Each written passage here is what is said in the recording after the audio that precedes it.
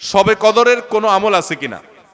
শবে কদরের আমল আছে ভাই। শবে কদরের সব ধরনের ইবাদতই করার চেষ্টা করতে হবে সাধ্য অনুযায়ী, যেগুলো করা সম্ভব হয়। বিশেষ করে কোরআন তেলাওয়াত করা, দুই রাকাত করে লম্বা কেরাত, লম্বা রুকু সিজদা দিয়ে যতটুকু পারেন নফল নামাজ পড়বেন। বিশেষ পদ্ধতির নামাজ, শবে কদরের নামাজ এত রাকাত, অমুক সূরা এতবার, প্রথম রাকাতে দ্বিতীয় রাকাতে এতবার, এগুলো মন গড়া, এগুলোর কোনো ভিত্তি কোরআন হাদিসে নাই। তবে দুই রাকাত করে যত লম্বা রুকু দিয়ে সিজদা দিয়ে অনেক সময় নিয়ে দুই রাকাত নামাজ 5, 7, 10 মিনিট ধরে যত বেশি সময় ধরে পারেন লম্বা কেরাত রুকুতে নামাজ পড়বেন। এক, তেলাওয়াত বেশি বেশি করবেন, যত সুন্দর করে সম্ভব তেলাওয়াত শুনবেন, শোনাশুনি করবেন, কোরআনকে সময় দিবেন, কোরআন স্টাডি করবেন এই রাতে। আর বিশেষ করে একটা দোয়া আমাদের আয়েশাকে রাদিয়াল্লাহু তাআলা আনহাকে নবী করিম সাল্লাল্লাহু আলাইহি ওয়াসাল্লাম শিক্ষা দিয়েছেন, আল্লাহুম্মা ইন্নাকা আফুউন তুহিব্বুল আফওয়া ফাআফু আন্নি। আল্লাহ আপনি ক্ষমাশীল, ক্ষমাকে ভালোবাসেন, আপনি আমাকে ক্ষমা করুন। আর আল্লাহর কাছে দোয়া, ইস্তেগফার, রোনাজারি, চোখের পানি ফেলা, গুনাহ মাফ চাওয়া, এগুলো করতে থাকবেন। দান সাদেকা করার সুযোগ থাকলে সেটাও করবেন, অর্থাৎ যে কোনো সাধারণ আমলই করবেন। হাদিসে বিশেষ করে এই দোয়াটার কথা বলা আছে, এটা আমরা লাইলাতুল কদরে পড়ব। শবে কদরের নামাজের নিয়ম কি, কত রাকাত পড়তে হবে একটু জানাবেন। শবে কদরের নামাজের নিয়ম কি? একটু আগে আমরা বলেছি যে শবে কদরের নামাজের আলাদা কোনো নিয়ম নাই। অন্য যে কোনো সময় যে আমরা নফল নামাজ পড়ি ঠিক একই পদ্ধতিতে আমরা শবে কদরে পড়বো, লাইলাতুল কদরেও পড়বো। আমরা বিশেষ করে অনেকে মনে করি লাইলাতুল কদরের প্রথম রাকাতে অমুক সূরা এতবার পড়তে হয়, সূরা ফাতিহার পর দ্বিতীয় রাকাতে তমুক সূরা ততবার পড়তে হয়। এগুলো সবগুলো মানুষের নিজেদের বানানো। কোরআন বা হাদিস এরকম কোন ফরম্যাট শবে কদরের জন্য আলাদা ঠিক করে দেয় নাই। ওইটাকে আমরা আবশ্যক বানালে বরং সেটা বেদাত হতে হবে, বেদাত হতে পারে। আমরা দুই রাকাত করে যত লম্বা সময় পারি, যে কোনো সূরা দিয়ে পারি, আমরা বেশি বেশি করে নামাজ পড়বো শবে কদর ইনশাআল্লাহ তাআলা। রমজানের শেষ দশকের কোনো আমল আছে কিনা, কি কি আমল করতে পারি? রমজানের শেষ দশক হলো আমলের সবচেয়ে গুরুত্বপূর্ণ দশক। ভাইরা আমার, নবী করিম সাল্লাল্লাহু আলাইহি সাল্লাম সম্পর্কে আমাদের আয়েশা বলেছেন, কানা ইয়াজিতাহিদু ফীহি মা লা ইয়াজিতাহিদু ফী গায়রি। রমজানের শেষ 10 দিনে আসলে নবী সাল্লাল্লাহু আলাইহি সাল্লাম ইবাদতের জন্য এত চেষ্টা করতেন, এত মেহনত করতেন, এত সাধনা করতেন, তার জীবনে অন্য কোন সময় ইবাদতের জন্য এত সাধনা করতেন না, শেষ 10 দিন ইবাদতের জন্য যেরকম সাধনা করতেন।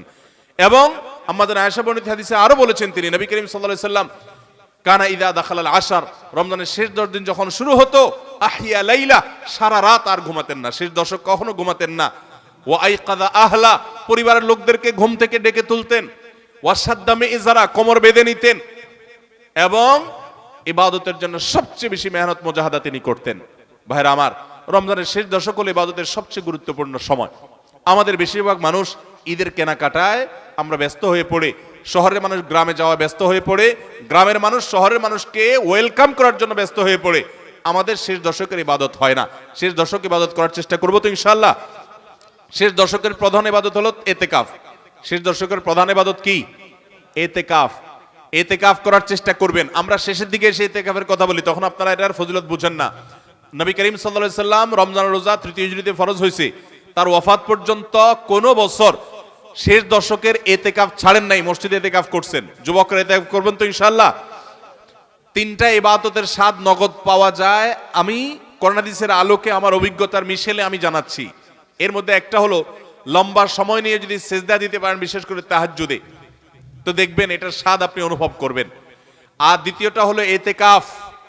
এতেকাফ রমজানের শেষ দশক যদি মসজিদে বসে যেতে পারেন, গাঠি বুসকা নিয়ে, কিচ্ছু করতে পারেন না, শুধু বসে গেছেন মসজিদে 10টা দিন, আপনার ফিল হবে যে আপনি আল্লাহ তাআলার চৌকাঠে এসে পড়েছেন। এতেকাফের মজা যারা একবার পায় তাদেরকে এটা থেকে দূরে সরা রাখা যায় না। আর 3 নম্বর হলো আরাফাতের ময়দানের দোয়া।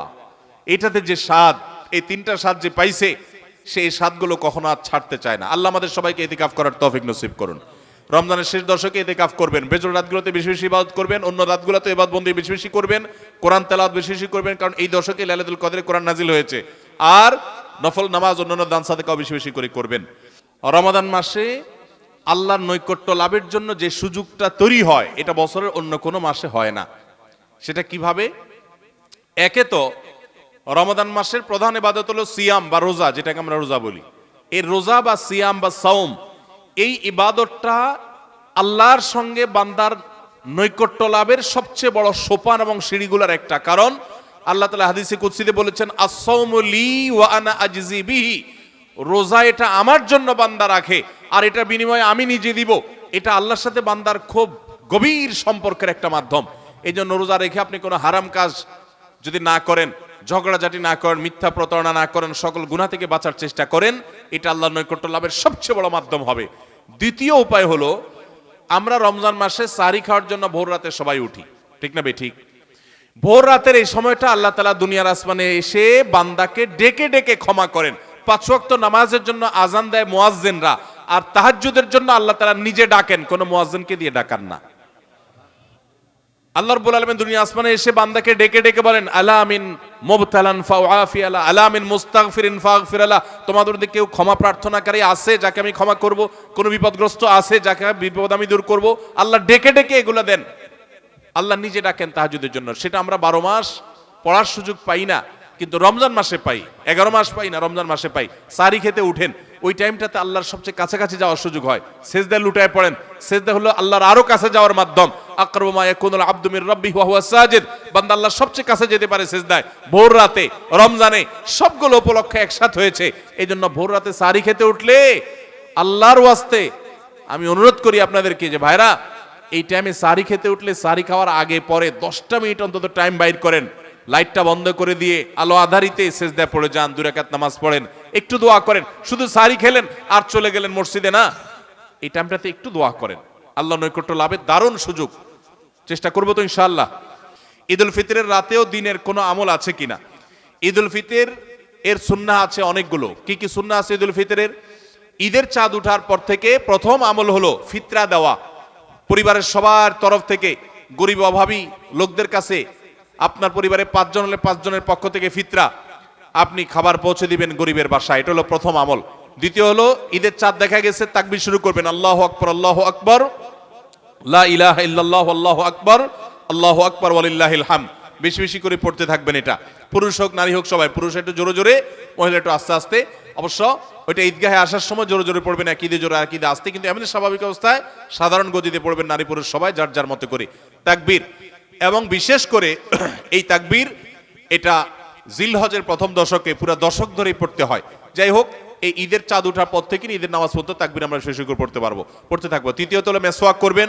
4 নম্বর হলো গোসল করবেন ঈদের দিন উপলক্ষে। 5 নম্বর হলো সুন্দর পোশাক পরবেন, যা আছে এর মধ্যে সুন্দর, নতুন হওয়া জরুরি না। 6 নম্বর হলো সুগন্ধি ব্যবহার করবেন। 7 নম্বর হলো আপনার খেজুর খেয়ে তারপরে ঈদগাহে আসবেন, খেজুর খেয়ে মিষ্টি মুখ করে ঈদুল ফিতরে ঈদগাহে আসবেন।